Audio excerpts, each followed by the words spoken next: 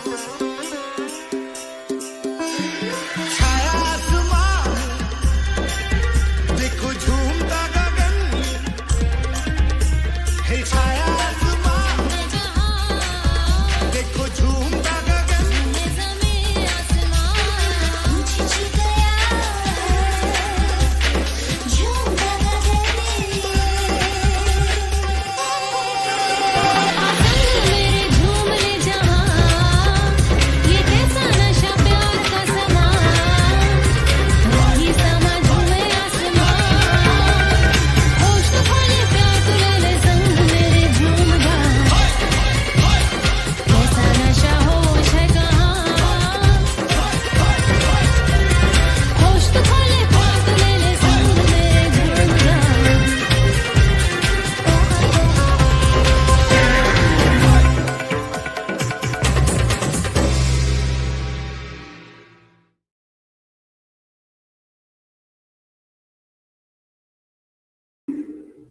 Oh, there we are. Okay.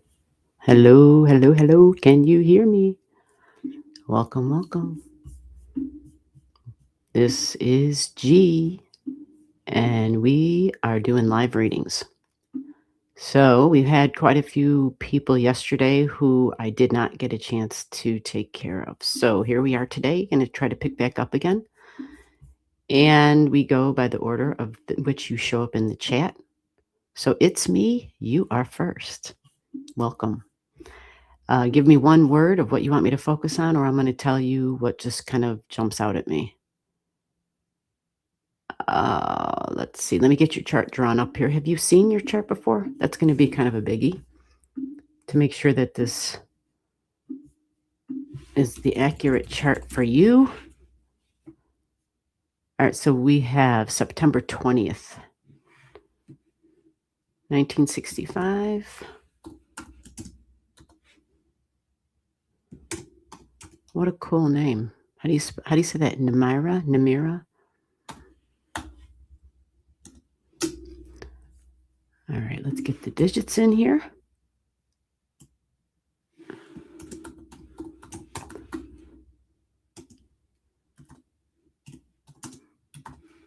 Gotta find the numbers. September 20th, 1965. Excellent. You got a birth time.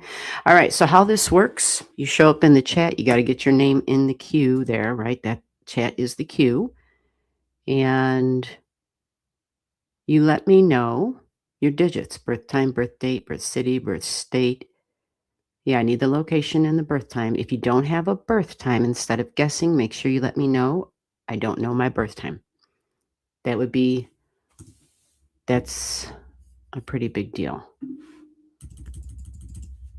So your 4 a.m., is that like, did somebody tell you that time, or was that like a documented time? You know, like birth certificate. Kaliro.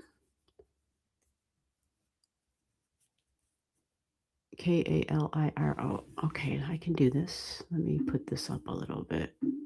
There we go. I can see better with a little bit more light. Okay. Oh, Lord. What's going on with the emoji? Oh, Lord. What?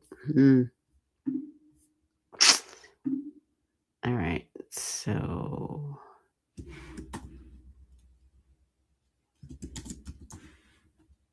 All right. So we do this every week. Every other Saturday on the channel, we do this as well. But on the weekdays, at least one day a week, and sometimes more, like this week.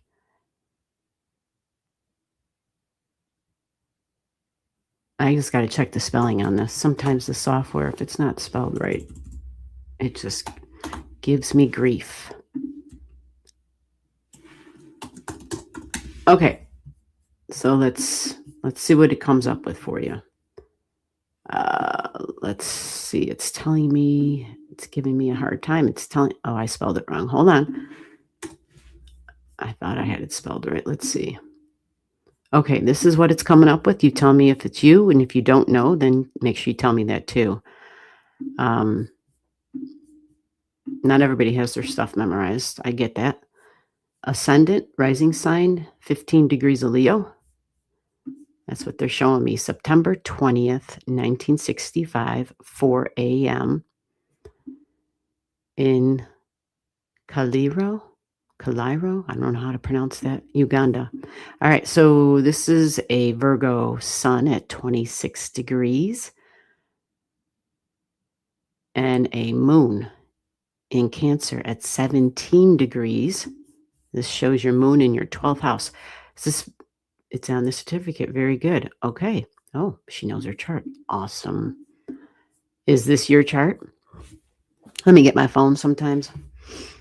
Sometimes things get weird on the live stream. Oh.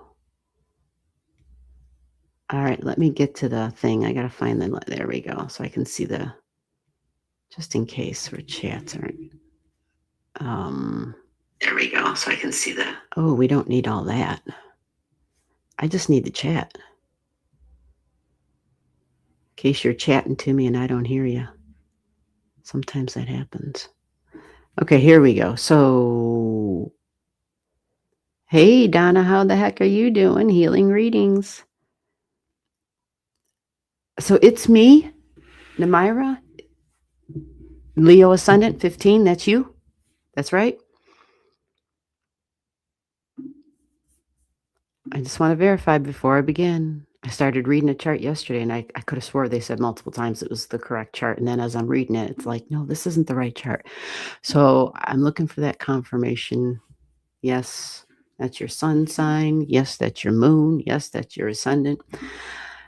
Okay, so let me go ahead and save you in my system. And let's see what we can see. Okay, so your Virgo energy. Yeah, so you just got through a thing, your nodes, right? You just got through a thing. You had the nodal nodes squaring your nodes, and that talks about your soul's goals. Talks about being on the path of what your soul wants for you. Yours is going to be about, well, your North Node is in the career area of your life. This is professional partnerships, communication, talking, boss energy, authority figure. This energy can be multitasker, but usually tends to be quite scattered. The focus is the future. So now you just went through this nodal square, and that would have created some stress and tension. And sometimes it says, I might even be changing my job. And it would have affected home as well. Maybe even feeling more, since you're a Saggy in that South Node there in the 4th house, these folks can sometimes feel like that home is on the road, or that their home isn't where they live, or living maybe even far away from home. But learning, teaching, preaching, spirituality, the occult, even, like all of that is going to be like very emotionally satisfying. But partnerships, you've got number 7 there. So partnerships, so whether it's the partnership with the divine, partnership with that higher knowledge, higher wisdom, the bigger picture to life, but home, property, even home, family, property, mom, strong feminine energy here.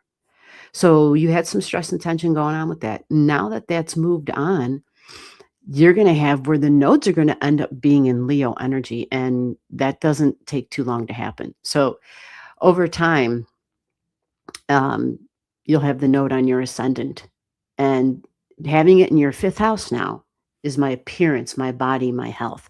And it was your Virgo energy that was, for whatever reason, the first thing that really jumped out. And values. And so because if this is your chart, look at this, right? Pluto and Uranus is sitting right on your values, your income. So that means there's different, unique different ways of making money. Something deeply transformative, meaning it's got to be deeply meaningful.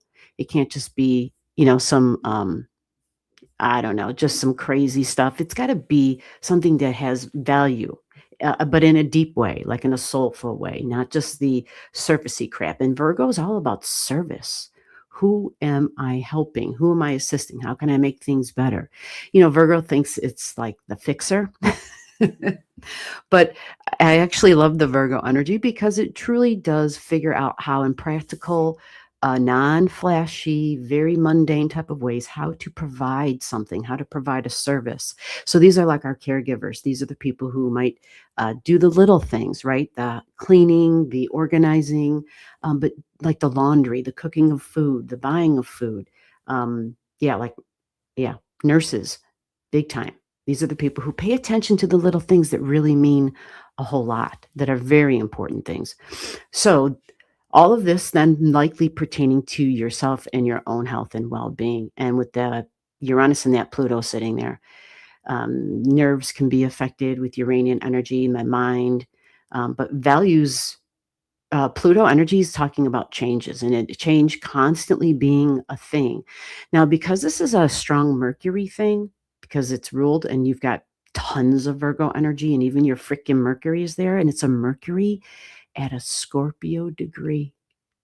Again, this emphasizes the soul's energy. It emphasizes more Pluto energy as well, which is like deep, below the surface stuff, deeply psychological as well, meaning connecting some of those lower currents, those things, those lower undercurrents of the practical, tangible world and the everyday routines. So work and health is included, and a combination here for you.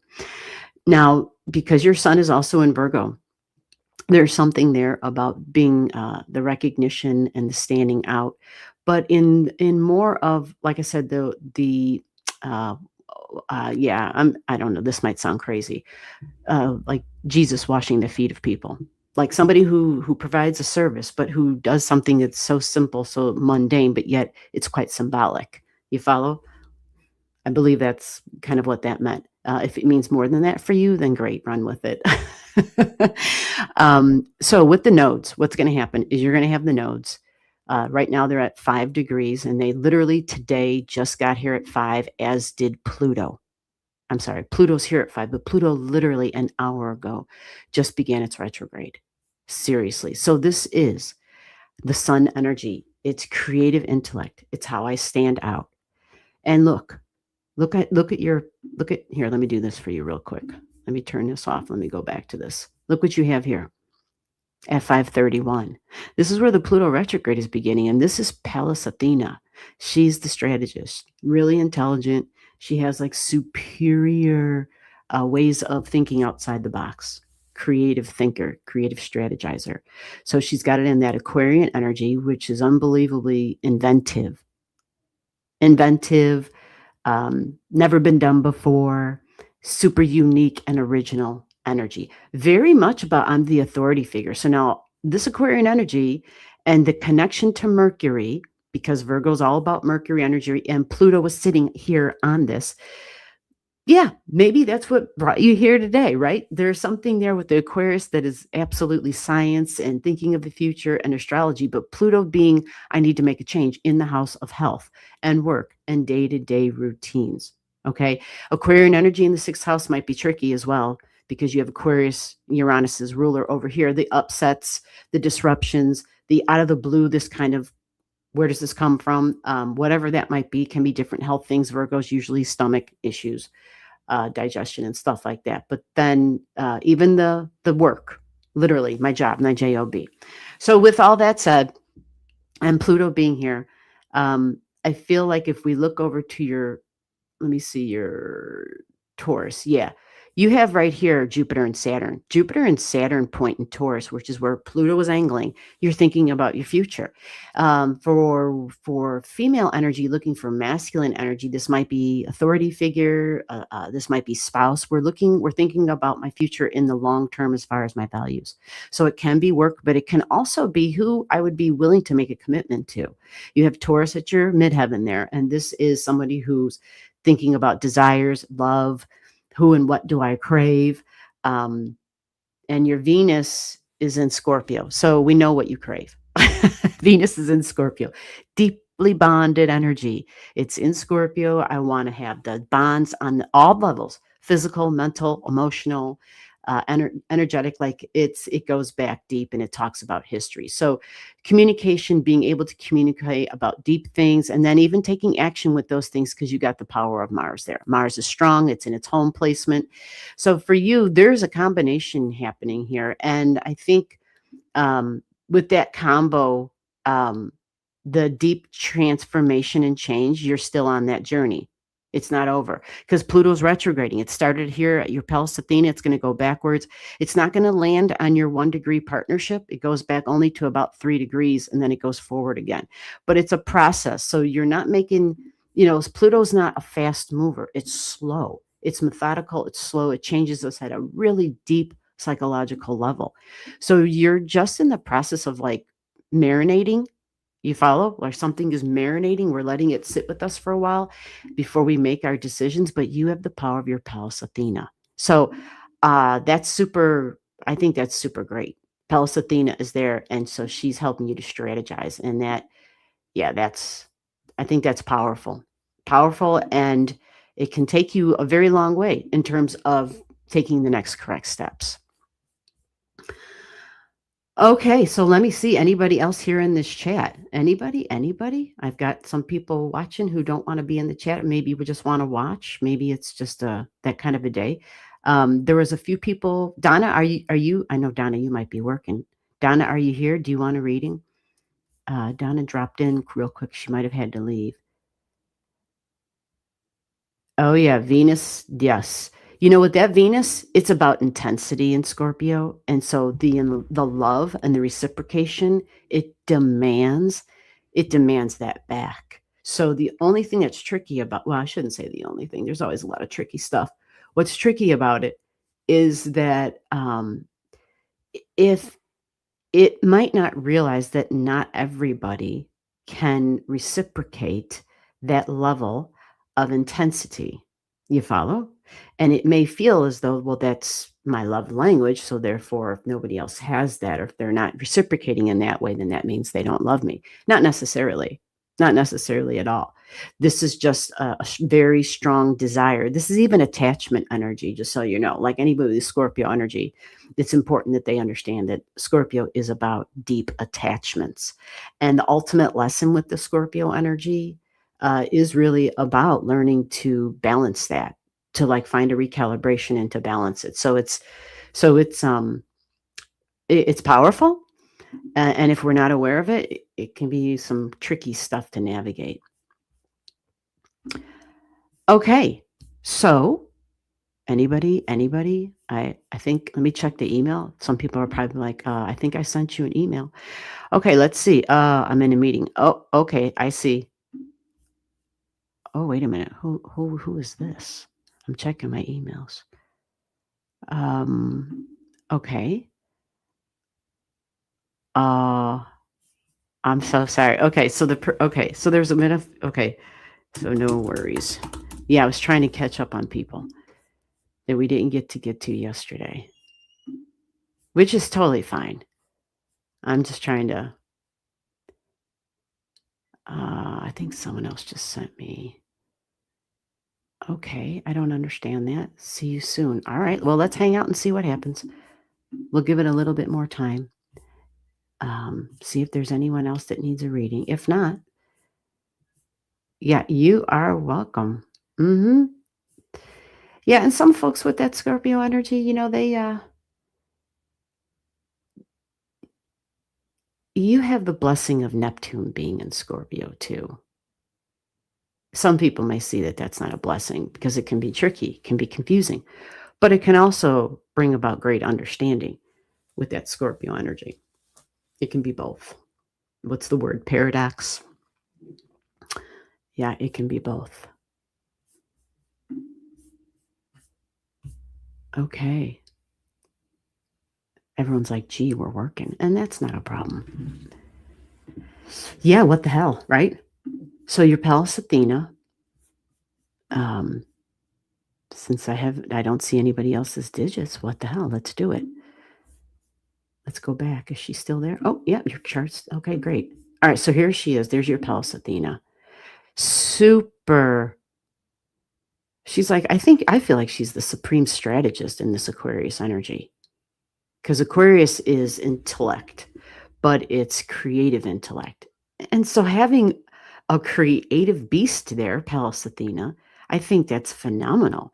Talks about brilliance, right? Because it's a like in your chart, especially with the connection right now to your Mercury and to your Virgo energy. Anytime we mix Mercury and Aquarius energy together, we're talking like, yeah, brilliant. The word brilliant, rocket scientist, I usually say, right? But original and insightful, talks about being able to quickly grasp new ideas and able to apply them to the future. Now, the Aquarius energy is also really independent energy. How do I gain freedom? How am I the authority of my own life? Just the boss, basically. And this could be somebody who's the boss at the job as well, who has positions of authority.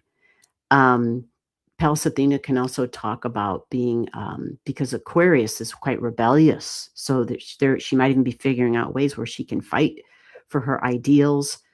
This is very humanitarian energy. It's about the group, right? We think of great creations that just never got off the ground until somebody else came along and figured out how to monetize them. And then once they monetized them, right, even though it would have been something that would have helped all of humanity. Uh, but yeah, like free electricity, you know, utilizing right? Like solar energy is brand new, right? No, the sun's been there since forever, but you get the right tools and you can tap into it for free. But yeah, politics, political causes, Aquarius energy. The Aquarian energy at the 5 degrees for your Pallas Athena specifically is another vibration that screams creative. Now, this can also be like romance as well, by the way, whenever we see the number 5, but it just adds more creative energy, more intellectual energy. This can also have to do with children. Children, fun, creativity, and romance. May even be a little bit on the fun and laughter side and how to be unique and have a good time. But the Pallas, she's talks about the way in which we perceive things, creative intelligence. She typically can be way more mental than emotional, especially in detached Aquarius energy. So she may even create, strike a balance for you with Venus at 7. You see, Venus, who's very attached, where Pallas Athena's detached. You see, and your Pallas Athena trines your North Node in Gemini, which talks about relationships, significant one-on-one relationships, business for sure, business partnerships, trade. This can be teaching, of course, sales. 7 degrees, though, partnerships likely can be professional partnerships or anything you're willing to commit to for a long period of time. That's that Pallas Athena energy. So in terms of in thinking about that North Node and the goals for the future, yeah, and the fact that Pallas Athena trines that. Remember when I said about she's kind of scattered? So there, you might find yourself kind of switching gears because that Gemini energy's got such curiosity, such curiosity. It talks about, yeah, constantly a thirst for learning. And so learning and teaching kind of go hand in hand, but maybe even, surrendering to here's the thing with the Sag South Node, they think they know everything. I'm just being honest. It's not me pointing finger at you. It's the Sagittarius energy because we've got this history of being quite knowledgeable, being like even scholarly, right? And so if that was our South Node, that was our superpower. But in this time, it's more of we're doing the North Node thing, right? Because you've already done there. You've already been there and done that. So now this says, can I be the student?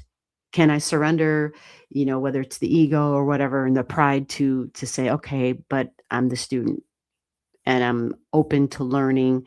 And especially, yeah, how much do we learn when we teach? Right. So it's sometimes leaning towards wanting the big picture or truths and clinging to fixed beliefs. But this lifetime encourages you to embrace flexibility and the art of gathering information. But remember, it also talks about the focus on writing and speaking, teaching, but like zeroing in. So creativity, partnerships, and figuring out what that's going to look like for yourself. So Gemini qualities, adaptability and communication, lighthearted, versatile, It does lack depth, but I don't think that's going to be an issue for you whatsoever. Sharing and learning is a big deal with that North Node, and your Pallas Athena supports that big time. Yes. Oh yeah, being creative with children would make sense because you've got it there. You've got it there. She supports that. And not only that, but Gemini energy talks about school children, teachers and school children type of energy as well. Mhm.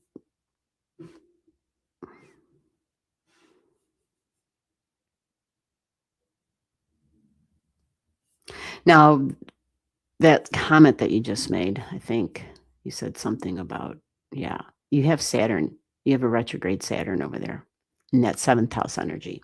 And that can be tricky. That can be real tricky because it usually creates delays, slow down, heavy, burdensome, and it's in Pisces. So, because it's in that 7th house, it's partnership energy. And sometimes people find that it delays significant one-on-one relationships. Or if they do, or if they are in a relationship, usually they're with somebody that might, be older. So whether they're chronologically older, something about them is older. So it could be their appearance. It could just be, yeah, because you've got the Saturn and the Pisces energy. So that speaks of like spiritual work. That speaks of doing work that could even have to do with, I don't want to say the word religion, but do you know what I mean? It's the big picture. It's about the acceptance. It's about unity. It's about oneness. It's about like that divine energy and connecting in with it in prayer and meditation, but also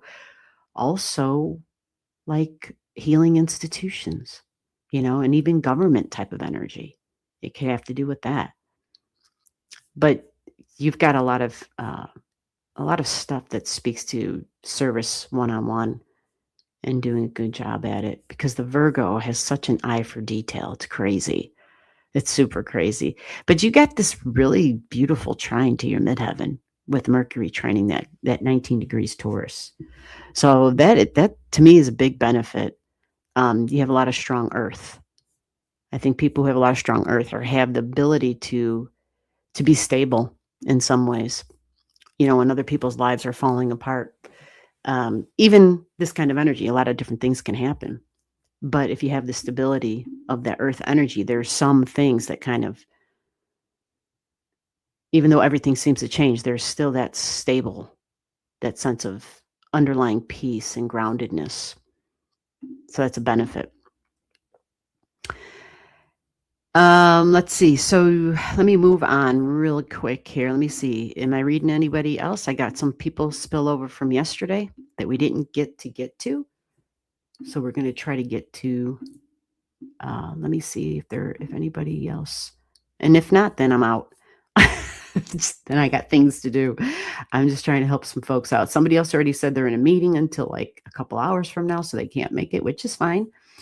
Hello. Hi, I'm new. Hey, Zybor AC. If you want your reading, put your digits in and we can do that. Hey, can you check out my chart? I can. April, I got you in my system. All right. So let me check this out. If I got you in my system, we can pull it up. If not, put your digits in the chat or send them to the email. It's on scrolling across the bottom of the screen. And April, I'm sorry. I don't remember if I have you in my system. I don't remember. Yes, I believe. Okay, well, let me check. I probably do then. That was probably not too long ago, I'm assuming. Do you have, let me see if we can find you here. It should be easy, right? In the A's. Oh, you're right. I do. I got you. Okay. Let's see what we can see here. Let's check this out. Alrighty. Oh, your Pluto jumped right out. Pluto at 20 degrees. You got a retrograding Pluto in Scorpio. Wow. Okay. Ooh, that would be some deeply psychological, strong energy, really intense energy. Yeah, and you even got a sun at 29 in water. Wow. Wow, wow, wow. Okay, so is this your chart, your Aquarius rising? Just double checking. Aquarius rising, you got an Aries moon at 21 and your sun, yep, 29 degrees, July 21st, 1992. High level Canada. What's up, high level Canada? I remember that because I've never seen high level Canada before until I did your chart. Oh, you got a retrograde Mercury squaring your Pluto. I don't know why Mercury and Pluto today are big. Oh, I know why Mercury is. It's a Mercury day. Okay, that's why this big T square. Okay, so I think the thing, though, even though you've got that Pluto T square and stuff, I think this big opposition is kind of the Saturn, the talking and the communication with authority figures. That might be a thing, huh? Um, yeah, that can be quite tricky. Saturn in the first house, the retrograde Saturn. I think I was just talking about this. That can, and I don't know, it's me, Namira, if you're still here. I didn't ask you this, but when the folks have a retrograde Saturn, a lot of those people say they feel like they've been doing this, like they're reliving something. They feel like the life themes, the duty, the responsibility, the work, like they're reliving it, like they've done it before. That's just what yeah, that's what some of them have said. So you let me know if you feel like that's got some truth to it. Let me see what we got going on here. Okay. So values, income, money. All right. Okay. So you're going to have communications with partnerships. Okay. Might be romantic partnerships, can even be my kids, people that are significant to you, people that are really important. Because you got the sun and Sirius and Mercury going through your Taurus energy of values, but then there's a strong communication at the table, right? With money and values. And there being a connect of values and self-worth with the group energy. Yep. So again, children, fun, joy, creativity, and romance. And remember, our Leo energy is how we have a good time, the laughter. That's how we have a good time. It's like our happy place. So the partnerships can be a source of joy. Now, you also have your South Node going through your 7th house right now. And the Taurus energy is kicking up large because it's the values, right? And that's our partnerships, personal and professional. Let me see here. Okay. Let me see what we can see over here. Let's see if this is anything that's gonna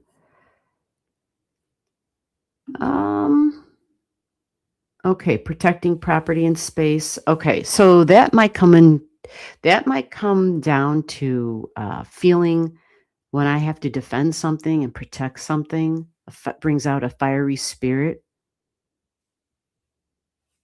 It might react into fights and disruptions, sometimes to the point of being overwhelmed by a passion.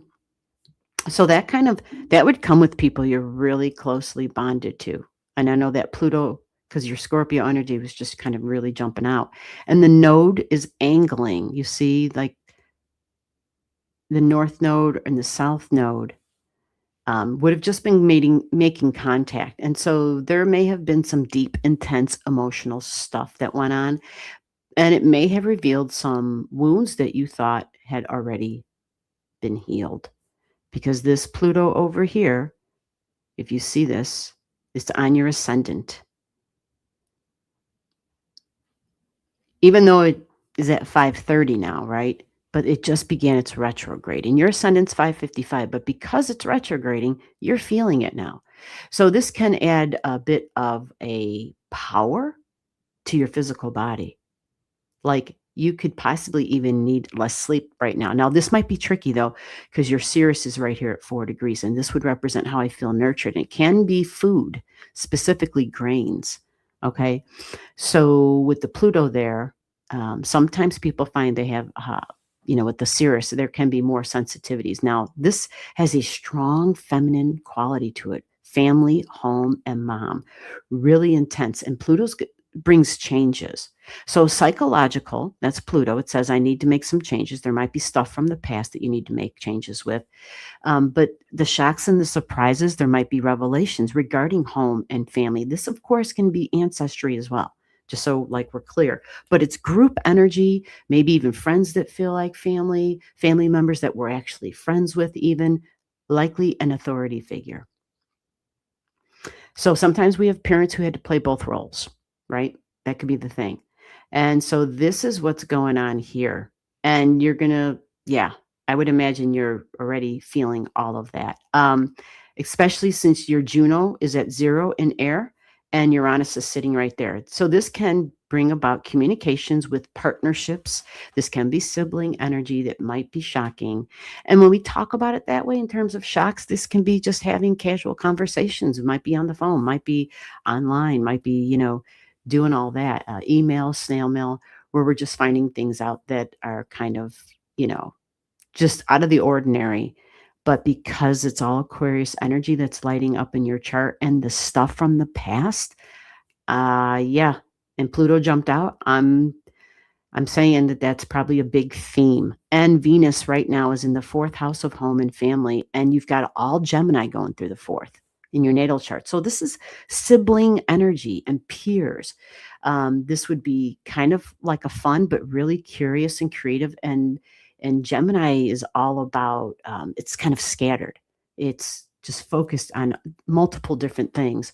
And so home and family and friends that might feel like family comes up again, but learning, always needing to be learning and communicating and sharing, and maybe even teaching, would be emotionally satisfying. So Venus creates an extra level of love for communicating and learning and sharing. I'm just looking at some other things here real quick. You just had Juno on the ascendant too. So partnerships kind of being lit up again. And even the health of those partnerships, I see over here. There's like an irritation. Again, home and family and group energy keeps coming up for you. So sometimes when we have Saturn in the Aquarius energy and that authority figure kind of stuff, this can be even, there can be, whether it's mom and dad or a boss at the job or just whoever is the authority in someone's life. But Jupiter also right now too is kind of jumping out, and that's in Cancer. So again, it goes back to history and nurturing and mom energy, but partnerships keeps coming forward.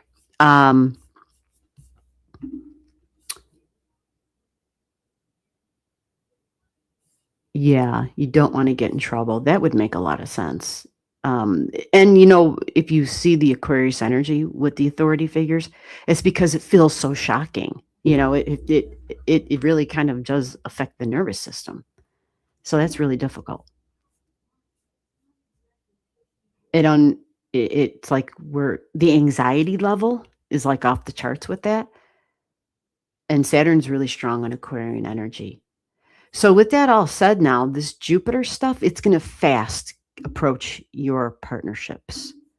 And I'm going to give you just a little thing here. You're going to have the Jupiter energy getting close to your sun this month. So that can create some recognition.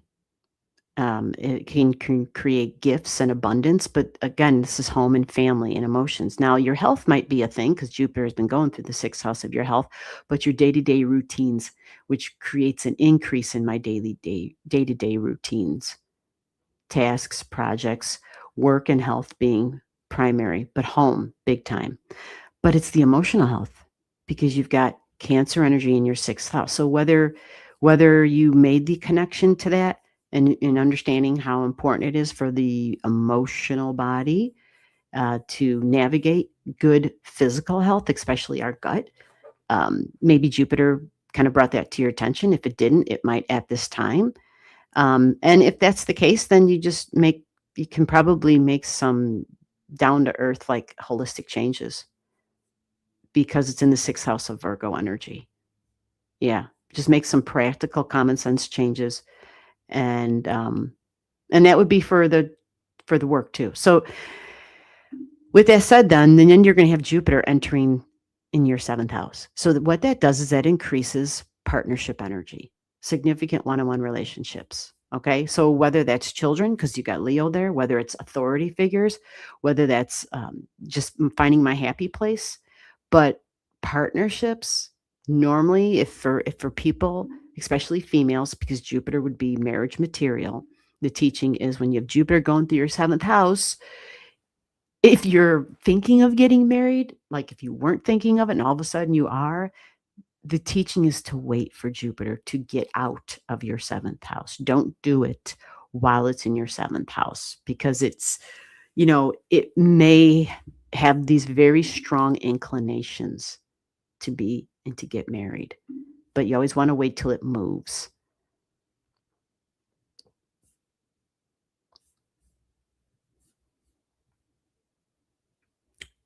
Okay, Ashley, I see you. You'll be next, unless somebody else gave me their digits, and I don't think so. All right, Ashley.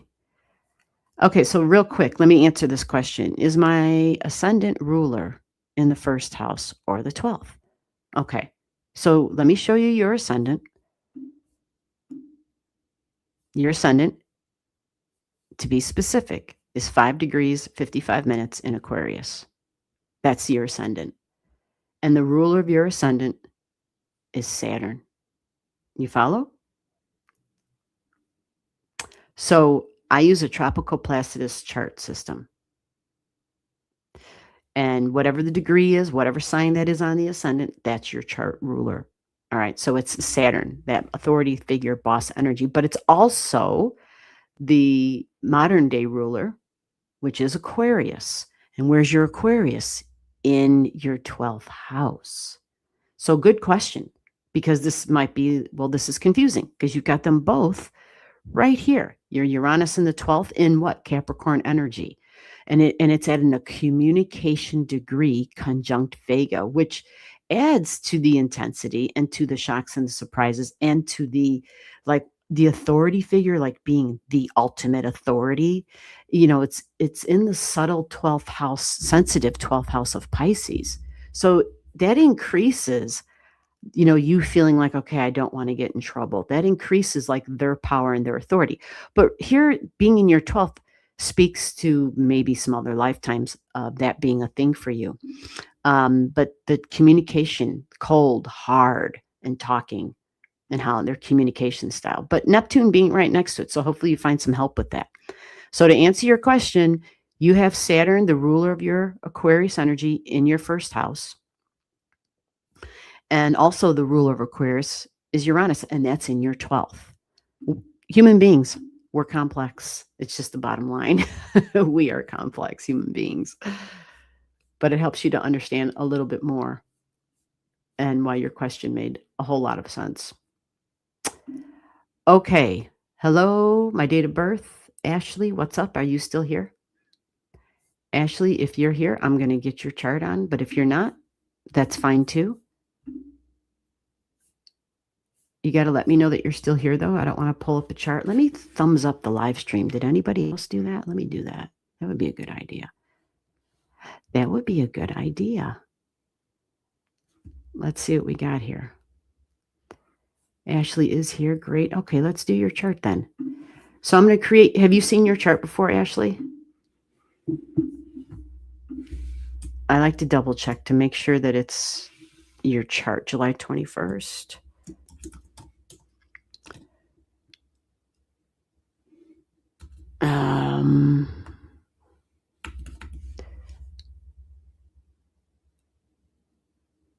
Wow. Interesting. You guys got you had same birthday, huh? That was pretty wild. But you're 1985, no problem. And we've got 4:53 p.m. Great. And we're talking Omaha. Omaha, Nebraska. All right. Oh, I got to spell it right. Hold on. If I don't spell it right, they're going to let me know. They're going to be like, you're full of beans. So, Ashley, the chart they're showing me for you, let's verify this to make sure before I start reading anything. This is saying you are a Saggy on the ascendant, 4 degrees, a Virgo moon at 18, and a Cancer sun at 29. Woohoo! More strong Virgo energy. A lot of water in the 8th. Is this you? South node in the 12th. Ooh. And you've got boss energy, Saturn in Scorpio at the Jupiter degree in your 12th. Interesting.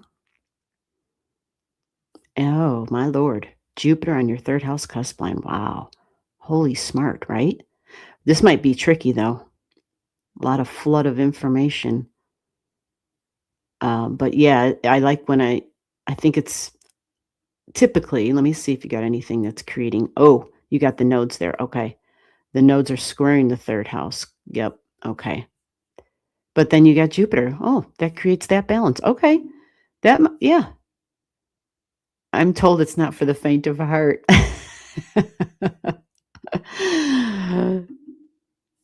What's not for the faint of heart? The Jupiter on the 3rd house cusp line? Well, it balances out the way I see it, because this Jupiter would be, yeah. I mean, anxiety can be a thing here for sure. Nerves, the nervous system, like that can all get cranked up. Plus, your natal Uranus is a retrograding one. But then you have the nodes. Yep, they're throwing a big T-square to that. So it creates some stress and tension, and it might taper down the Jupiter effect a little bit. But normally, folks who have the Aquarius in that 3rd house, they have a very sharp, quick mind. They're usually, it's like lightning bolt type of energy. So you may get flashes of inspiration, whether it be words, ideas, great ideas, imagery. Jupiter can bring the images too. You even have a nice trine coming from Rigel up here. But Chiron is also part of that trine. And so this can be tricky. Chiron trining it, but it still can be tricky because this is about learning, speaking, writing, teaching. And this connects to all of this. So partnerships can be wonderful.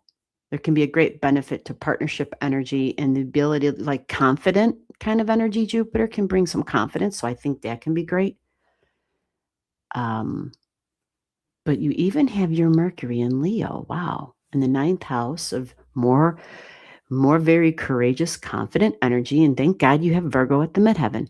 We'll put it like that.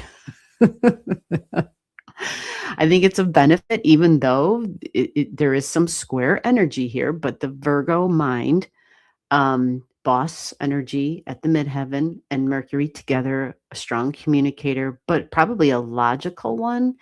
But even the role of mom and dad kind of energy, mom possibly being the authority figure.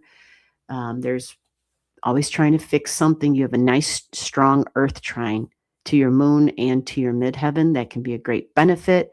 You've got earth in the earth houses, thank God, which I think is another big benefit, providing stability. So your north node in Taurus, for folks, that's your soul's goal. What are you here for? Is it just to make money? To buy and collect things? That's what Taurus energy is prone to do. You know, it wants beautiful things. Beautiful, beautiful things. Having the Taurus there, It talks about striving for material independence, material stability. These are important themes. So the work connection to that gives you the ability to, well, I'm going to work for that because I want that. I want that stability. I want to see the material, tangible stability in my life.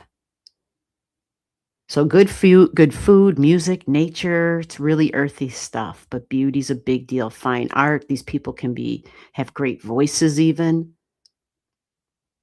but they're grounded and peaceful. Mhm. So the growth will come through developing patience and trusting the process and knowing that real progress is built step by step. That's kind of like part of that soul's goal, really deeply grounded energy. It's wonderful that your moon trines it. So there's something about you that's practical, logical. The mundane stuff is that Virgo energy, meaning I'm going to serve, like one-on-one kind of energy. How can I make this better? The Virgo, yeah, they think they're the fixer of the zodiac. They can come in, um, and make it better. Perfection is a big deal with Virgo. And so having it at the midheaven like that, yeah, that's why I said that boss energy. How can we make this better? And you got a strong support from your North Node. So I love this.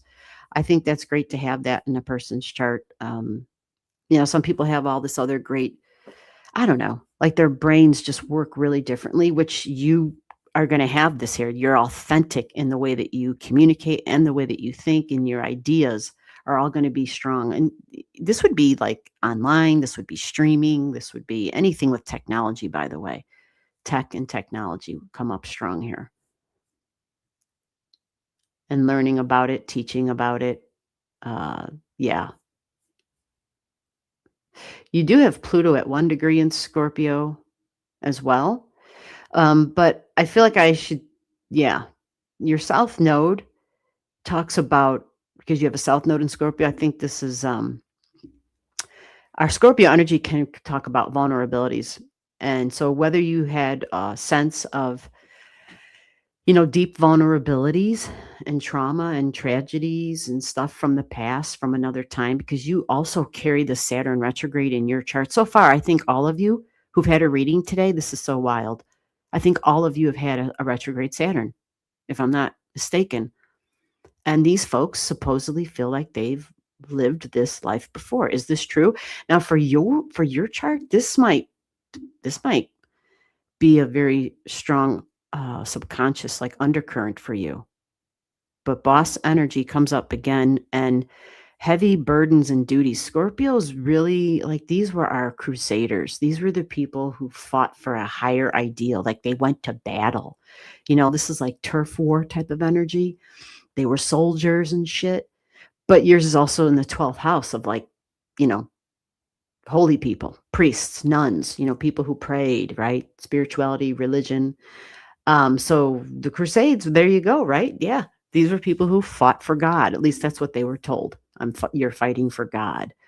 But the whole idea, yeah, this would be war and battle. And the North Node, peace, says, oh no, I want peace, damn it. I want peace, right? But I would imagine, and that if somebody, this is the kind of energy where people are like, well, I need that person on my team. Yes, they're all about peace, but if we got to go to battle, I want them on my side, damn it. I don't want to go up against them. I don't want to go up against him. I don't want to go up against her. Like, no way. This would be that energy. And for you, it might even be with words, because it's at the 15 degrees.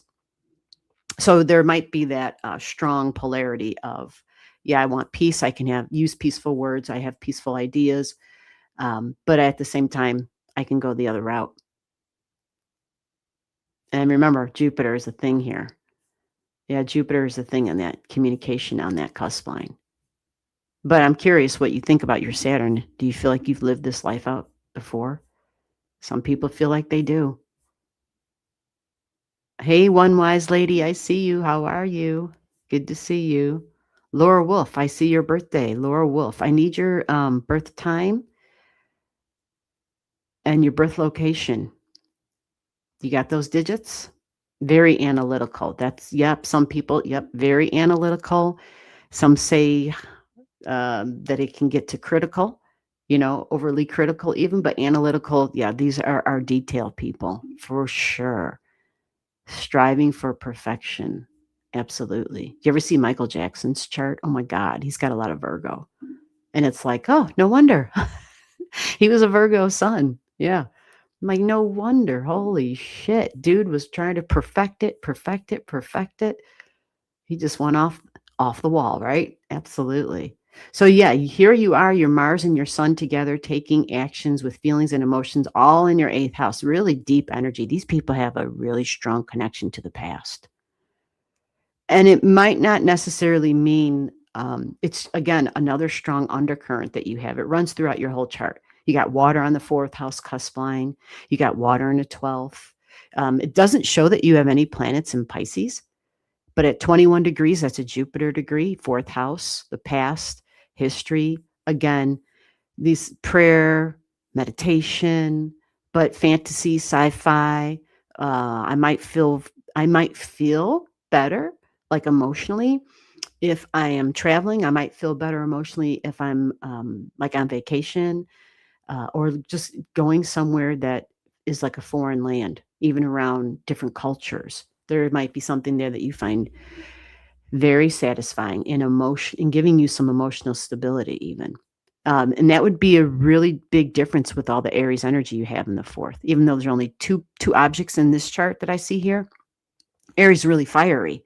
It can be very fiery and needing to change things around in the home, very active in the home, but initiating in the home and needing a lot of its own independence. Oh, yeah.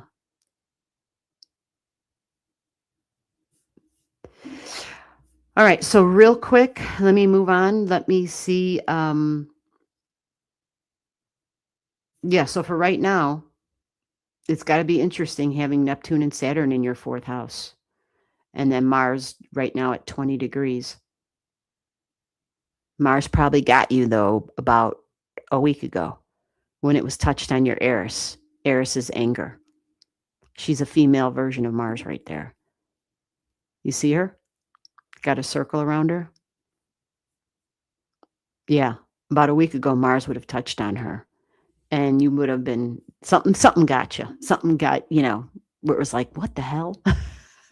And it could be something just being easily irritated and impatient. It could have been that as well. So now what's going to be happening is the creative stuff. Mars is going to go into your 5th house of creativity, joy and romance, and children even. Having a good time, but being creative. So I think for you, for like the next month, I would take advantage of that. Mars going through your 5th house. 5th house. And then, yep, it's going to, not shortly after that, it'll go right into your Taurus energy. Sometimes with the Taurus in the 5th, how do we create? Taurus in the 5th. How do we create? Yes, you want beauty. What about beautiful food? Taurus in the 5th house. Cooking, baking, tasting, all that good stuff with our Taurus energy. Oh, I was in the Peace Corps. That makes sense.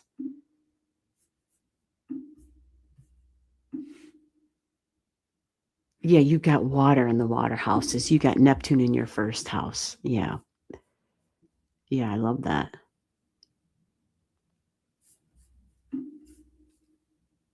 Okay, so Laura Wolf. Happy Princess. What's going on, Happy Princess? Hello. I had to unexpectedly go to the ER last week. Last week was a mess.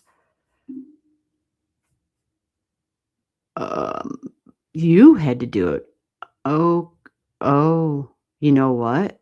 Yeah, that would have been Mars trining your Uranus because your Uranus is at 14 and then it triggered your Eris. Yeah, it hit your 14-degree Uranus first, the shock and the surprise, and had a sudden disruption. Yep. Yeah, you are welcome. Okay, so I think Laura Wolf was next. I'm also dealing with a Virgo. Let me double check though before I keep babbling, and I want to make sure I have the order right here. Yeah, so Laura, and then Laura says I'm dealing with a Virgo. Well, I mean, we need Virgos. Absolutely. They have the eye for the detail. We truly, truly, truly need Virgos. I have a lot of respect for Virgo energy. I think they're necessary. I think it's I mean, everybody would argue, of course, every sign is necessary, but man, with Virgo, if we didn't have the Virgo stuff, I think, especially now. All right, Laura, I'm drawing up your chart. You're still here? Let me know that you're still here in the comments. Or otherwise, I just go to the next name. And if there's no next name, then I'm just going to call it a day and say I'll see you all next week. We have, I'm usually live every Saturday, but this Saturday, every other Saturday, I should say, this Saturday is our astrology class. It's for beginners. It's for intermediate. It's for higher level. It's for all levels. The way that I teach it, there's a little something for everybody. Everything is recorded, so you could jump in at anywhere and you can watch it at your own pace at any time. If you want in on that, anybody, just, reach out to my email. It's on the screen. So Laura Wolf says my birthday is November 17th. Is that correct?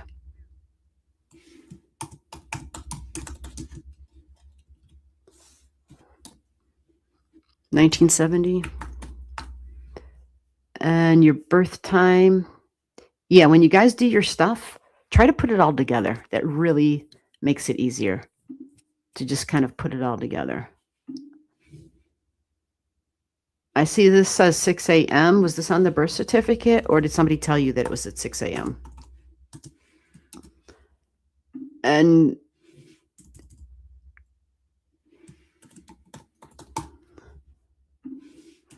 Dayton, Ohio. Another Ohio birth today, huh? Have you seen your chart before? Let's see what they're showing us, and you got to let me know.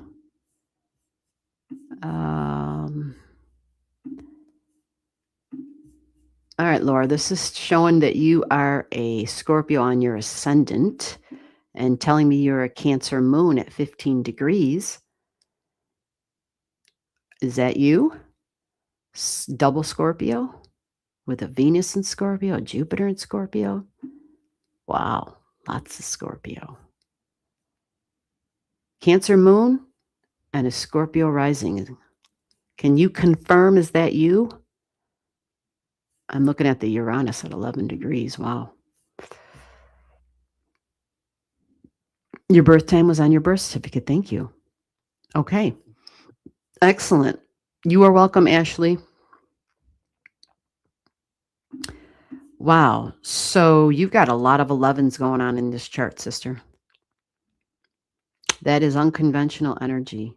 Different, unique, a little bit on the rebellious side, especially the friends and the group energy. 11th house, astrology and technology.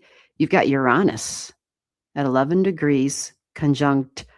Okay, so this would be unconventional relationships, groups, friends that become more than just friends, very different, super individualistic. Yeah, but you also have that conjunct Pandora's box. The rebellious energy, this would kind of be the energy that says, I'm drawn to these people or in this person because of their uniqueness, because they're so different. Very unconventional stuff, very unconventional. Now, the rebelliousness here is strong because it's in the house of rebelliousness. So this can be the house where we are rebelling against government type of energy, politics, maybe even whether it's, Uranus says, I'm the authority of my own life, damn it. And then look across the way, exactly at the opposition. You've got Eris. She is the female warrior goddess energy at the warrior. She's Mars's sister, but at 11 degrees, that combination is freaking potent. It's lightning bolt added to like easily, our anger. and our willingness to fight. Whew, fiery, super spicy, super fiery, electrified energy. Wow. And you even have Mercury right on the second house cusp. So is this you before I go any familiar or any further? Oh, she already said that. Okay, great. All right. So with all this said, now the Mercury on the second house cusp line, Sagittarius energy. Okay, these folks, there's a thirst for learning and knowledge, possibly teaching, higher education, even this is justice and law. Freedom is big here. Independence again comes up in your chart. Freedom and independence, really big. But communicating, like freedom of my mind, freedom of speech, really big. And my ability, like curiosity, is like large. But curious on the connections of the spirituality to my own health, possibly. And maybe, if you're fortunate, being able to work in that sort of a realm and in that field, because Chiron, healer of wounds, is over here at 6 degrees. Again, 6 degrees is a Virgo degree. So it talks about holistic modalities, holistic healing, usually gut stuff. And you have this strong trine to that. The wounded healer becomes, it's exactly the words, the wounded healer. But myself and my body, working with children possibly, because it's in the 5th house. But having a good time and fun and joy and laughter. Yep. The wounds. So with this connection with the Saggy energy, Saggy likes to travel. And you got Mercury. Mercury likes to travel too.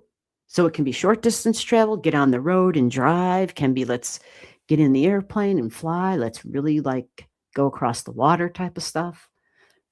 Big time.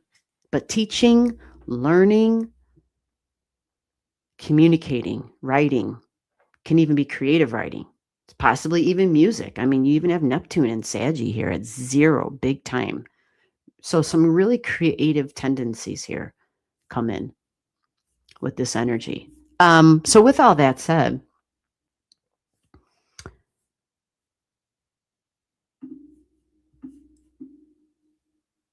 let's see. Yeah, that Scorpio stuff, the Jupiter is jumping out. So you just had Jupiter trining Jupiter. And now you're going to have this midpoint coming up, the 24 degrees. Jupiter is going to trine that as well. So this mixture, this midpoint, I don't know if you're aware of this. So in your second house, 24 degrees, the Pisces degree, you have Jupiter and Neptune midpoint. So this is, again, a mixture of the big picture, of seeing the big picture. It can even bring about understanding and forgiveness and healings. In the Scorpio, healing would be extra strong here. And this is big because your sun is at 24 degrees. So the way you stand out and communicate and radiate, again, if I didn't say it, Scorpio, really psychic energy, and something intense, possibly even by your appearance, your eyes, you may come across as being really intense, but the midpoint and your sun, the way you creatively express comes across. This may be very confident and bold energy. So Jupiter brings confidence. Then there's the soul's knowledge and history that the Neptune energy can bring, and the depth. Wow. There's a lot here with depth and meaningfulness, but intense. So this talks about the spiritual side of life, but again, the occult can be a big deal. Bringing forward some of those natural law type of energy. Maybe even some humanitarian stuff at this time. It's a possibility. Inspiring others with their creative projects. And possibly even feeling that you need some inspiration. Maybe engaging in activities that can benefit others on a large scale. And anytime Neptune gets activated, again, sound comes up, music comes up. But for some, it's, because writing and communicating, creative writing can be in there. But, we think, all the digital stuff and movies and poetry and who knows how you use your creativity. Let us know how you use it. So sometimes we can be painting, something simple like that, but maybe even some charitable activities and exploring your own layers of spiritual growth. A profound connection with your visions and your ideals, and even your hopes and dreams for the future, but enriching your pursuits with depth and meaning because it's that Scorpio stuff and your sun. So there's something here for you that when Jupiter, let me give you a timeline real quick. I don't know. This is kind of just what jumped out. So we're going to follow it. Jupiter's right now at 18. So this isn't going to be that far away. You're going to start really feeling it like in a week or two. May 15th, 16th, 17th, 18th, 19th, 20th. So you'll start feeling it. Oh, hold on. Oh, I don't know if I just unplugged something. My foot hit something. Yeah. So it's going to start then about the 15th and it's going to last. So you got a window here and you kind of want to function within that window because then Jupiter leaves and it goes into Leo, which is fine. Oh, you're going to have a nice burst here. Oh, you're going to have Venus and Jupiter joining together here.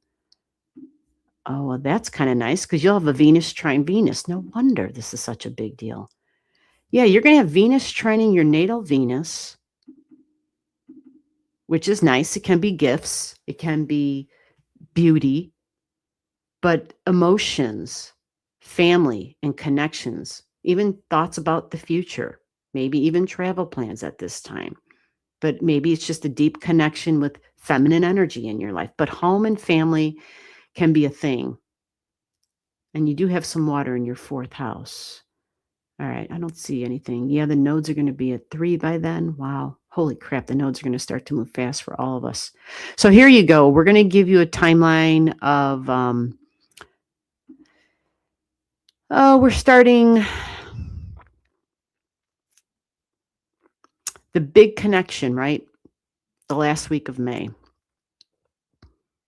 Yeah. Things start to ramp up because you'll have Venus touching your moon and your Venus and your moon trine each other. So you're going to have some deep, maybe it's like a family reunion type of energy, right? I mean, it's possible. Maybe you're going to visit somebody like that you have to travel to, but there's some strong connections with feminine energy. Jupiter can represent authority figure, but also travel. Okay. And so you have that strong in your chart. So again, the last week of May, and you're going to have it with you until the beginning of June. So that takes it to about June, I don't know, the first 7 days of June. Okay, you'll have that energy to work with, which is nice because it is a feel-good energy. We're confident. We're making deep connections with people. We might be talking about our future, might make just some deep connections. And again, those deep connections and conversations and communications, because at this time we will have Mercury in Cancer energy of family, but sound and music for sure, and using that creative. And, for right now too, especially with Neptune for all of us, with Neptune in Aries energy, I think it's an opportunity, and you'll have Neptune in your 5th house, right? It's an opportunity to use the sound, additional different ways of using sound for healing. Because for you, if you look at this chart, I have June 8th here. See this Neptune? This Neptune is touching your Chiron, and the Chiron is a wound about your right to exist, even. Okay, the wounded healer, right? I started talking about it.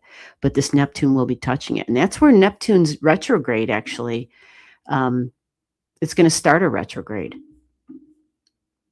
And so it starts to feel even stronger then. And so that's going to be like in July. Okay. Sound becomes really strong. We really internalize it. And the power of it when Neptune goes retrograde will be even more like all the good feels inside of our body. And because it's a Neptune in Aries, yeah, it'll chill down some of the spicy, fiery, independent energy that we might have. Yeah. All right. So, one wise lady.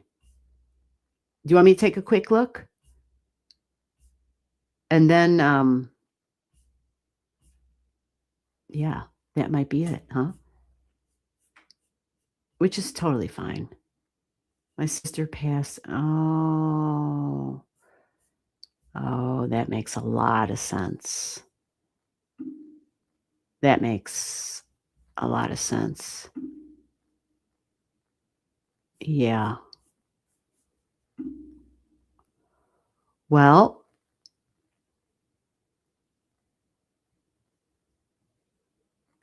okay.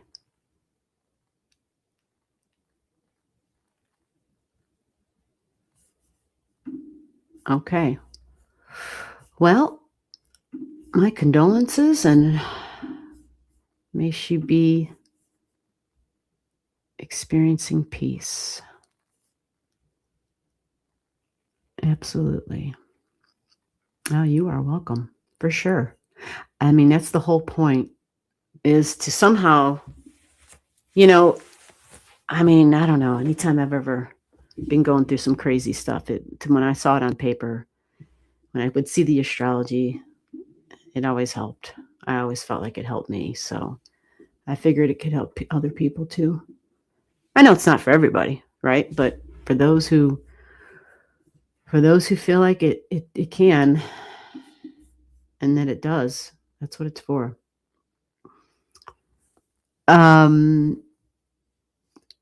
Hey G33, I see you there.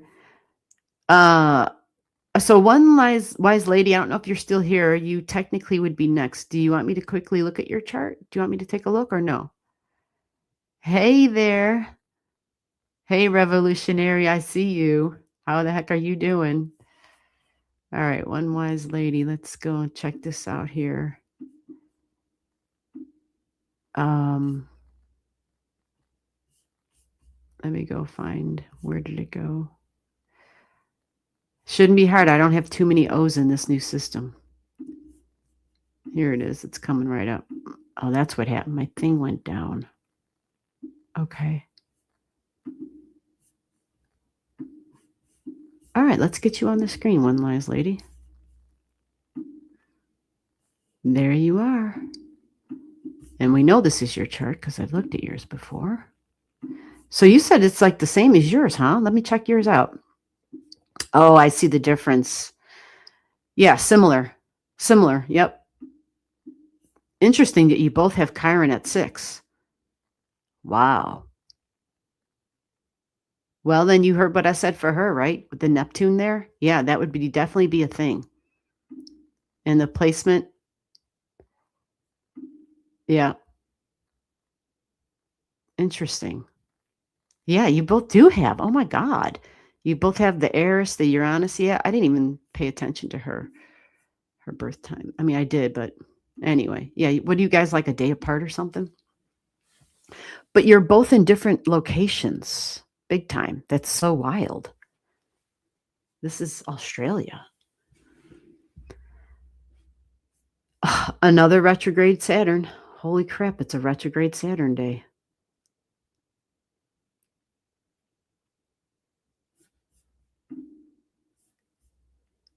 It's the only thing that keeps me sane. I know, right? I totally understand that. I've been there. I totally understand that. There have been times you get up in the middle of the night, you can't go back to sleep, and I'm like, okay, I guess I'll go pull up the astrology. It's like the only thing that takes me back to sleep. Thankfully, it hasn't been like that recently. So yeah, same thing for you with that Jupiter, because you both, yep, you have a Jupiter Neptune point and your sun is at 25, right? So same thing. Yep, the Jupiter up in the sky is now at 19, but it's going to leave your 8th house. And that will help. That will help, I promise. There'll be more optimism, even though it'll still be in Cancer energy. It's going to, you should start feeling it already. because it's close to your ninth house cusp line, but getting it out of the eighth, well, you gotta, yeah, especially you want to get Jupiter off your freaking moon, sitting on your moon. Your moon's at 21. So once we move your chart up and you can get Jupiter off of your moon, but I feel like when it is there, it should be something profound for you in terms of, hopefully a nice release of some sort and the ending of a cycle, because that's what the moons are. They represent cycles that we go through. So hopefully that moon can do that for you with the Jupiter touching it. And so I would expect a release, and hopefully a healing on some level comes. But then Jupiter is going to dip into the ninth house. I talked about it, but I didn't say when it was, didn't I do that? You're already in it. Yeah, you're already in that. But it walks away from your moon by the end of the month. So you've got to like May 24th, 25th, 26th, right? And then on the 27th, it gets to 23 degrees, which means it's now officially in your ninth house. And that's where we start to be a little bit more optimistic. We actually start being able to just get little glimpses and insights about the future for ourselves. And then it goes fast from there on in. Once Jupiter, once we get to July, Jupiter's then in our Leo energy, still in your ninth house, both really optimistic. And this is fun, creativity, maybe even, just feeling like a kid again in whatever way that is for you. Because, you're going to have, when that happens, when Jupiter finally makes a move, it's going to trine your Neptune here. And your Neptune's in your 12th house. You see? So that timeline on that's a bit further down, but let me see. What do you have here? Yeah, you're going to have Venus and Jupiter together. Yep, just like for her. Yep. It's pretty funny how you guys have so much alike. You're right. It is a big wow. It's like, holy moly. But this is a nice time. This June, the beginning of June for you, you're going to have Venus and Jupiter together. Trining your sun. So hopefully the weeks leading up to it, you're starting to really feel like you're like, okay, there's a change, there's a difference. And sometimes the change is definitely, it's bad when you really want shit to change, right? Some people in life is just going so well, and they don't want it to change. But when we know we're ready for change, and thank God astrology promises change, right? You can see it on paper. Then it's like, oh, thank God there's going to be a change. Interesting too is, yeah, Sirius is at 25 there too for you. Okay. Yeah. So something nurturing, something quite nurturing. But I'm going to get to your Jupiter crossing into the fire. Venus will go there first, which will be nice. Okay, so this is like June 10th, 11th, 12th. Venus will be at 29 degrees, so a critical degree in emotions and family, the past.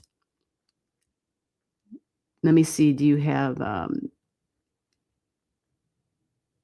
yeah, so I want you to just keep in mind, though, okay, now when Venus gets to that 0 degrees, and even here at the 29 degrees, she does square some stuff that you have over here. You have Sedna at 1, and you have Vertex at 1. Now, I don't know if you've ever paid attention to Sedna. I'm thinking you probably have, especially since your Vertex is there. There would have been moments in your life where you're like, what the hell was that?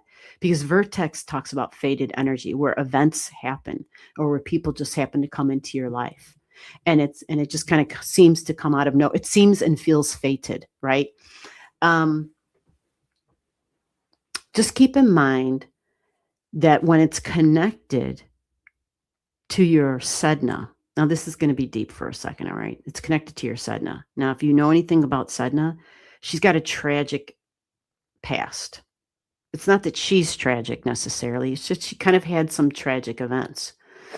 Hers really is a story of where she felt betrayed, and she was betrayed. And it wasn't just one time, so that's why her story is so tragic. So she's got betrayal on different levels with people that she was definitely bonded with, and that's what makes her betrayals so freaking deep. Um,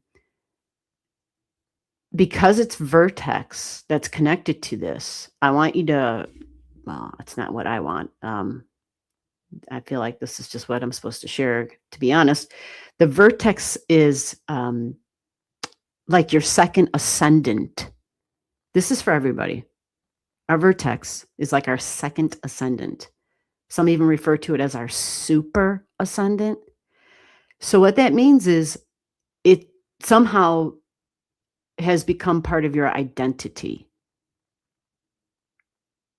So if you're not aware of it, having this here can kind of reinforce that for you. Now, the beauty of Sedna, she is a goddess. She is an Inuit goddess, revered even to this day.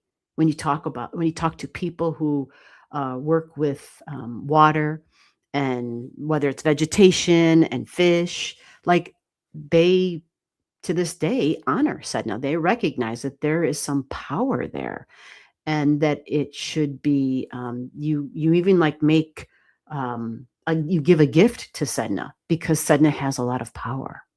And it's the power, the desire, because your Sedna is in Taurus. Okay. So again, it comes down to detachment energy and detaching from something like Sedna, this goddess energy who went through so many traumas and betrayals, and leaving the past in the past with the Sedna energy.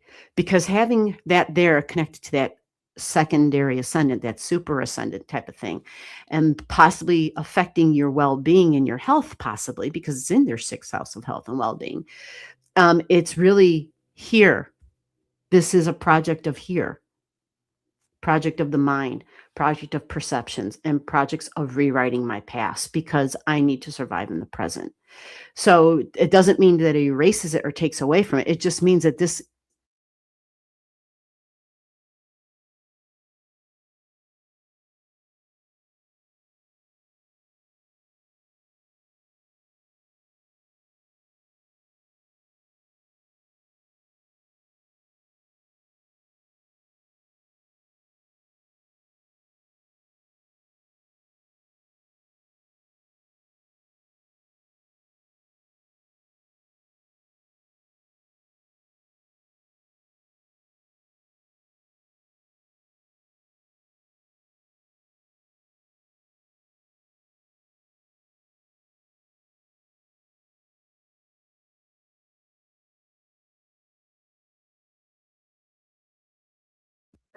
Oh my Lord, how long was I out?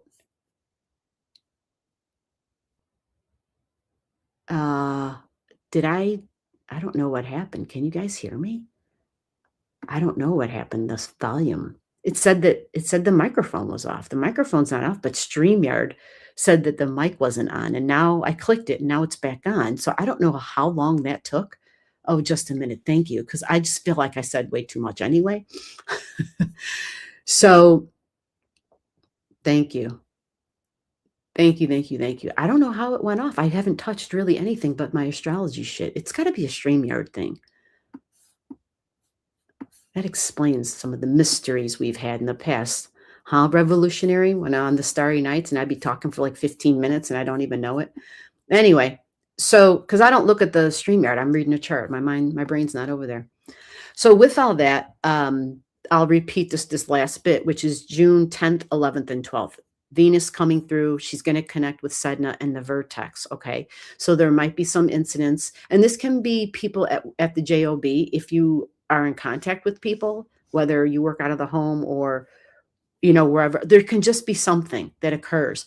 And it's just to show us, we thought we processed, we thought we got through it, or to initiate the processing in the healing process on whatever level that you're at, wherever you're at. Okay. Now, once that moves on for you, the Jupiter energy comes in even stronger after that, because it's going to connect. It's going to connect with the Sedna here and the vertex and the super ascendant, but Jupiter is masculine energy. So it is males, okay? Or it is strong energy, regardless of gender, that comes through. So there might be a reminder, right? And see, there it is. There's that Jupiter. 29 degrees, it's going to start talking. So this may be like the very last 10, 15 days of June. Now, Venus done with her stuff, but now here's Jupiter bringing on some stuff, and a communication is going to come across. So we know it's a conversation. Now it's in the 9th house, so it speaks about the future, right? So this can be nothing more than like, oh, maybe I'm going to be doing some traveling. Maybe I'll be talking about travel plans, but maybe in my heart of hearts and my thinking about desires, maybe there's some other stuff that comes up. Okay. But Neptune gives the possibility for healing. Now, there's lots of layers to healing. So whatever it is, right? Grief, anger, whatever all those stages of mourning are, the Neptune can give understanding. We somehow connect dots we couldn't connect before. Neptune rules perceptions, all right? Perceptions and the beliefs. So something here, I think profound, actually, because it happens multiple times in your chart. It happens with Venus, it happens with Jupiter, and Neptune too. So I think overall, this should be a pretty fascinating time for you. And I'm not going to say that it's going to be easy, but I do know with Jupiter going through your 9th, it does bring a layer of confidence and more optimism. And who the hell doesn't need that? I think we all do.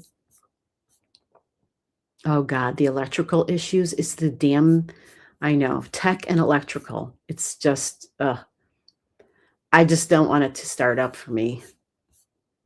Yeah. Again, remember, you're welcome for the heads up, but just remember, there can be very beneficial energy at this time as well. Okay. There can be.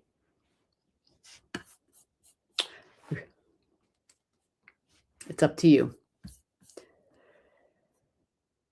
Okay, so revolutionary evolution. Are you still? Oh, wait, I'm sorry. G3 was here next. All right, so what time is it? 12:48. Okay, so G3 is next. G3, are you still there? If not, I got 10 minutes left. G3, you were next. If you're still here, I'll squeeze you in real quick. G3, hello, are you there? Let me see what's going on with this dang thing. Yeah. G3 said I'm here. Okay, gotcha. Let me get you into the thing. And then you're going to be the last one for today. All right. We were here yesterday around the same time. Well, no, yesterday it was 2 hours later. But I had folks that I just couldn't get to, and I told them, I mean, I had their digits, they gave them to me and everything, and I said, well, and now, yeah, they're all busy today, and that's fine.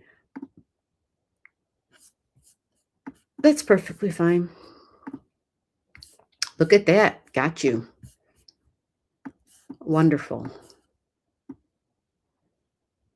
Woohoo. Yep. You're welcome. All right, so Jupiter and your moon have just jumped out at me. Why is that? What's going on, right? That really, I don't know why. I think that's your moon, I think, jumps out all the time, right? Yeah. I think every time I pull this chart up, the moon comes flying out. So do you feel like, because that 13 degrees, you have Vega and Sirius that actually create like a T-square to your moon, actually. Yeah. So normally Aries energy can feel other than some of the obvious Aries stuff and maybe always wanting to start things. Because there's this strong T-square energy, yeah, maybe you feel like that gets challenged a lot, because it is very powerful stuff that challenges it, actually. Vega's really powerful in general, and that could be like an authority figure, duties, work, responsibilities, you know, all work and no fun. So maybe it is a balance, having Uranus in the karma energy there. Yeah, maybe it is a balance. So learning comes up. Yep, you've got Uranus over here sitting at 0, but what you probably, and I don't know if I mentioned this to you before, you have at 2 degrees in Gemini, Uranus is triggering this right now. Maybe I did talk about this. This is Egyptian goddess Sekhmet. This is the daughter of Ra, the sun god Ra. She is a warrior goddess. Sekhmet is a warrior goddess as well as a goddess of medicine. She talks about learning. So learning would be huge because she's learning and she's in the learning sign, the sign of curiosity, Gemini, learning and sharing, learning and being transformed by experiences through deep change. It may be death, a cleansing through suffering, leading to healing and rebirthing process. So you got Uranus at 0. And we, just so everybody's clear too, Sedna's coming through strongly because Sedna is conjunct Uranus. So the last chart I looked at, yeah, that's the other reason too why Sedna is also really strong right now, is because Uranus is, yeah, conjunct Sedna. So we think about past betrayals and maybe communications with peers and neighbors and coworkers and siblings, but things we're probably learning about that we just might not have known of prior. And this may even trigger a wound in information, a wound in sharing, a wound in learning and speaking and communicating. So the Uranian energy, I don't know if I talked with you about this before, but Uranus is going to pass that up. So that's not, it's going to go to like 4 or 5 degrees, and then it retrogrades. Now you have something at the 5 degrees as well in Gemini. So let me give you a timeline on this. Roughly September. Ooh, that's kind of a jump. So it's September-ish, like the first week of September, first 2-3 weeks of September, Uranus is going to begin its retrograde and does this right here on this object you have at 5 degrees. And this is Orius or Orius, Orius. This is a centaur, the centaur that was killed by Hercules. So this has to do with talking and learning and communication. So it could have to do with school and writing, teaching. But in general, this energy talks about wounds from the past. So it's related to Chiron, the wounded healer. It shows another perspective in the wounds that we have. Sometimes it gives us the understanding of why the wounder or the perpetrator, why the wounder acted the way they did. So, because you have a Chiron in Gemini as well, right? This would be something that would have been when you were extremely small. Some of the Chiron energy can be back in history, like, before we've incarnated. This can be something that is a carryover, we'll put it like that. Like a carryover wound. People with Chiron sometimes, yeah. A belief, a lack in confidence in the way I talk and speak, maybe even learning. But again, this would have been a carryover because at that age, and yeah, usually at this age, we're less than a year old at this location on a person's chart. So maybe a late speaker, a late talker. So when Uranus goes retro. This energy right here, this Orius, Orius, Uranus usually is a consciousness raising experience. It kind of opens our eyes to something we just weren't aware of before. So in the sign of Gemini, the multitasker, being scattered, the love of learning, or the wound over learning. But once we feel more comfortable in it, we see the value in it, right? The learning and the experiencing, but then the sharing, putting the information back out there, because you have a love of it anyway, because of the Gemini in your second house cusp line. So there will be a love of it. But there just might be some sensitivities. I'm not really overly concerned about them though in your chart, because you've got Mercury here, and Mercury at a Mercury degree. So coworkers and siblings and neighbors and peers is really strong. And that's going to be the added details that you probably needed here when Uranus goes retrograde in September. 5 degrees can be creative stuff, but it can also be a romantic partner. It can be children. Okay, but a creative form of expression, how I'm creatively expressing. So communication and talking and learning and teaching and speaking is prominent. But something consciousness raising where I'm connecting the dots, whether it's the way you communicate, the way other people communicate to you. Yeah.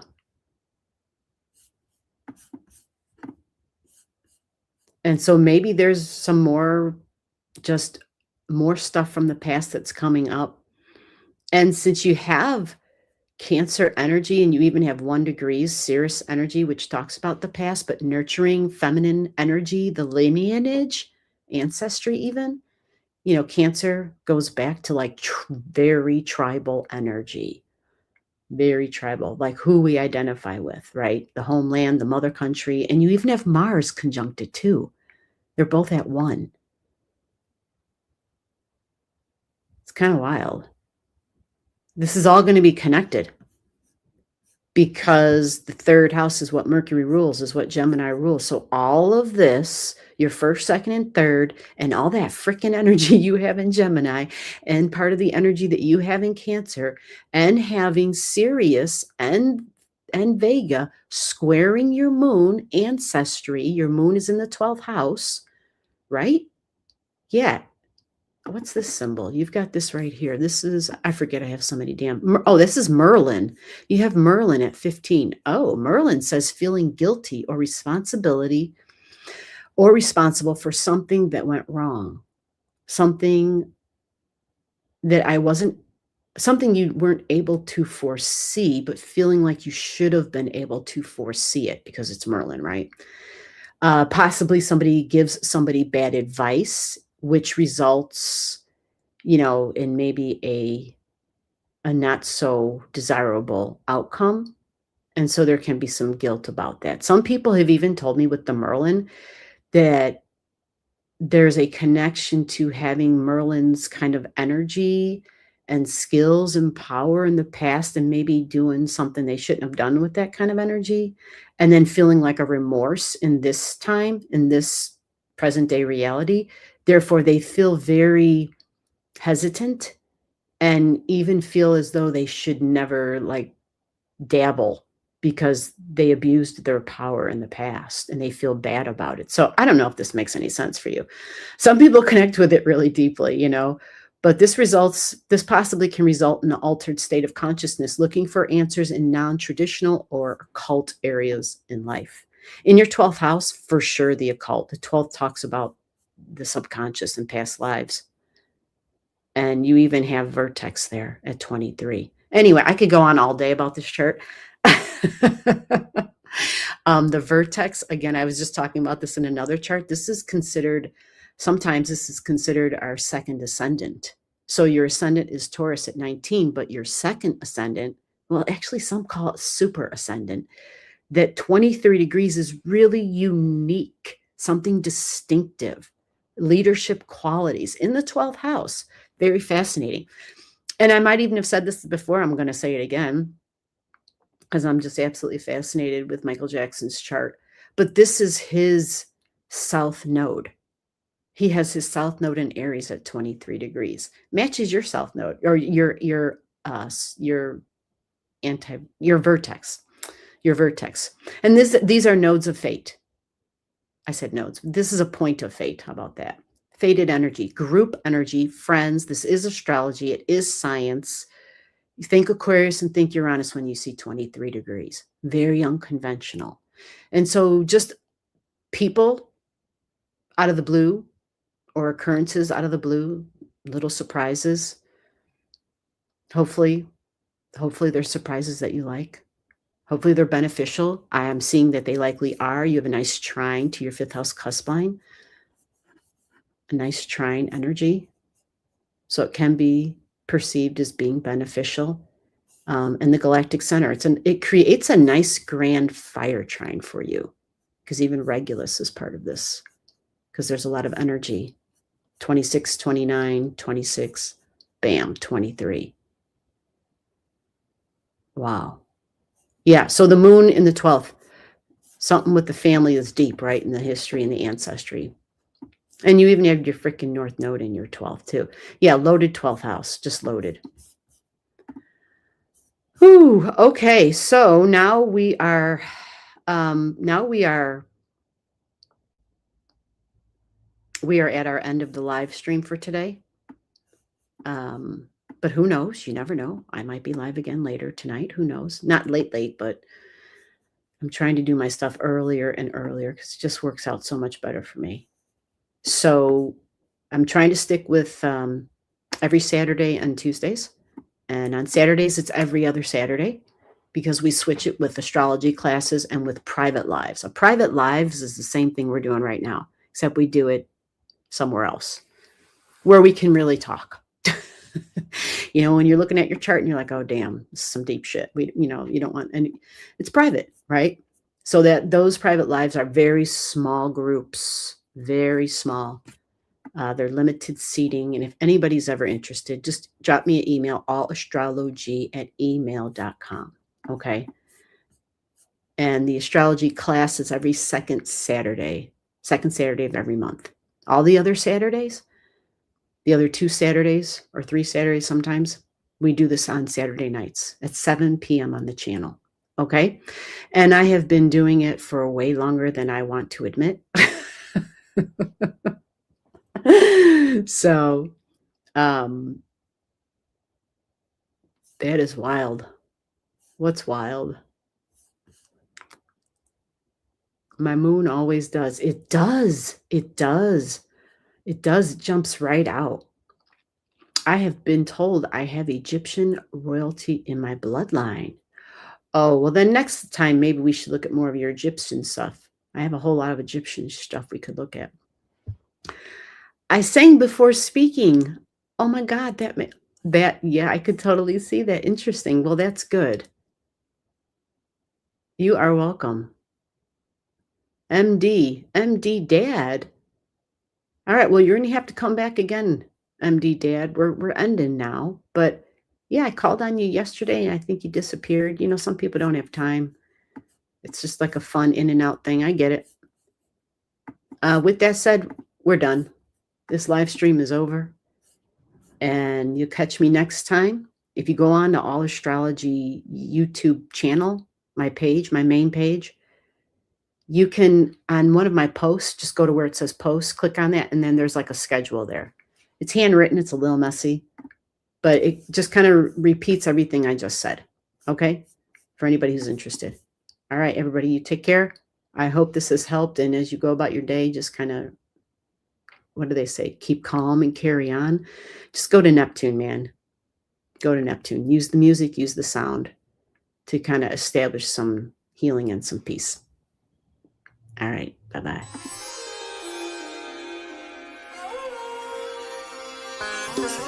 Okay. छाया आसमां देखो झूमता गगन